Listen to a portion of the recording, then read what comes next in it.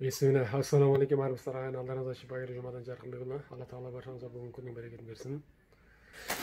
Бүгін өздеріңізге таза табиғи шөп дәрілерін дайындалған бір рецепт таныстырғым келіп отыр. Бұл бізде ем қабылдап жатқан науқастың шөп дәрілерге тапсырысы.